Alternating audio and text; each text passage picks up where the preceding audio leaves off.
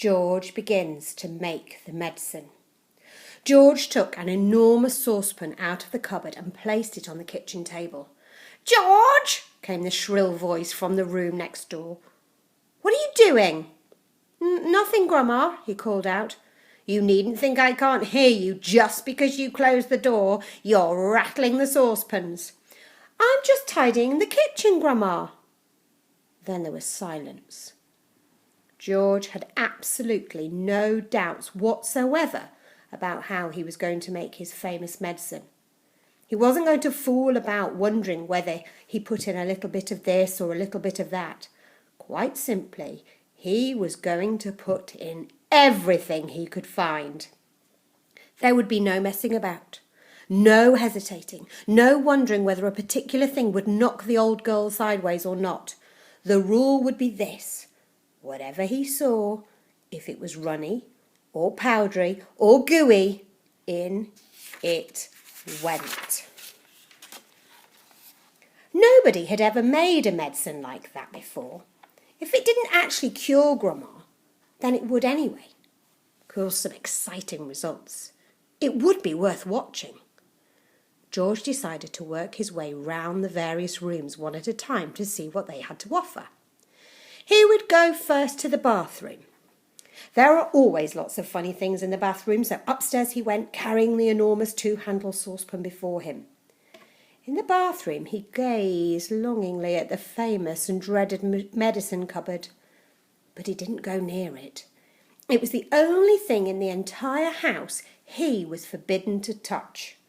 He had made solemn promises to his parents about this, and he wasn't going to break them.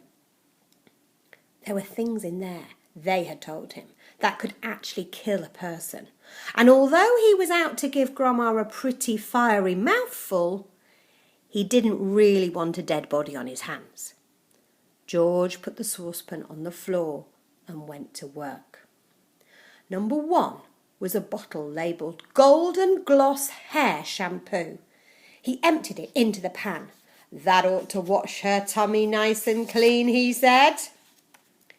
He took a full tube of toothpaste and squeezed out the whole lot of it in one long worm. "Maybe that will brighten up those horrid brown teeth of hers," he said. There was an aerosol can of superfoam shaving soap belonging to his father. George loved playing with aerosols. He pressed the button and kept his finger on it until there was nothing left. A wonderful mountain of white foam built up in the giant saucepan. With his fingers, he scooped out the contents of a jar of vitamin-enriched face cream. In went a small bottle of scarlet nail varnish. "If the toothpaste doesn't clean her teeth," George said, then this will paint them as red as roses." He found another jar of creamy stuff labelled hair remover. "Smear it on your legs," it said, "and allow to remain for 5 minutes." George tipped it all into the saucepan. There was a bottle with yellow stuff inside it called Dishworth's famous dandruff cure. In it went. There was something called Brilliant for cleaning false teeth. It was a white powder. In that went too. He found another aerosol can. "Nevermore ponking deodorant spray. Guaranteed," it said, "to keep away unpleasant body smells for a whole day." She could use plenty of that, George said, as he sprayed the entire canful into the saucepan. Liquid paraffin, the next one was called. It was a big bottle. He hadn't the faintest idea what it did to you, but he poured it in anyway.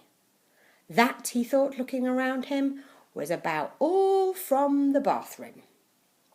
On his mother's dressing table in the bedroom, George found yet another lovely aerosol can. It was called Helga's Hair Set. Hold 12 inches away from the hair and spray lightly. He squirted the whole lot into the saucepan. He did enjoy squirting these aerosols. There was a bottle of perfume called Flowers and Turnips. It smelled of old cheese. In it went.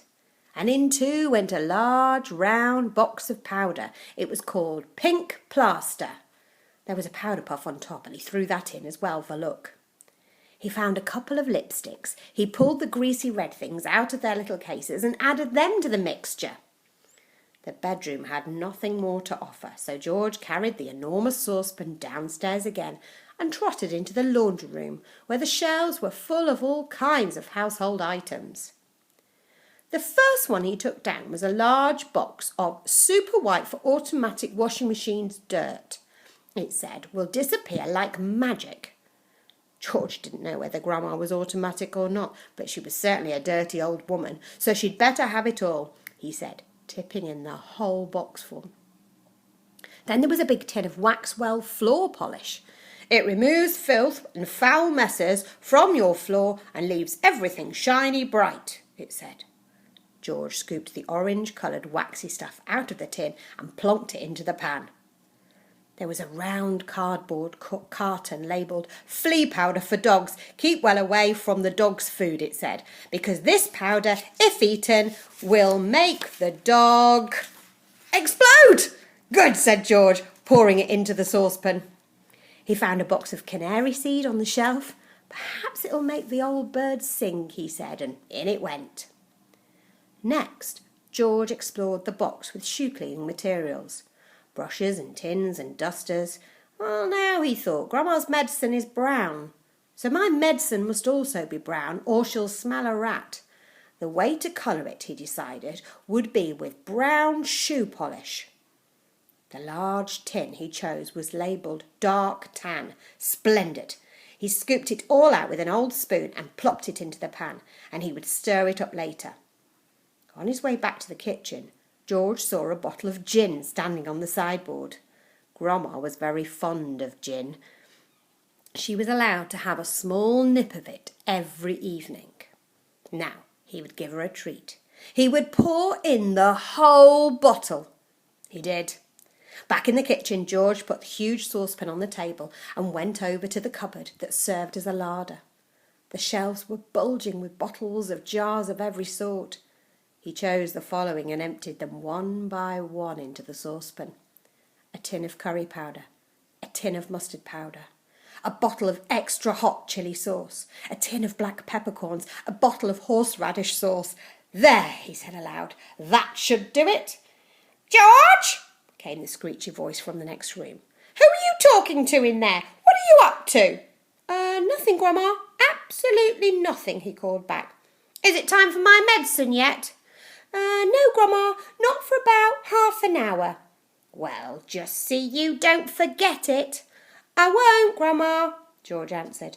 "I promise I won't."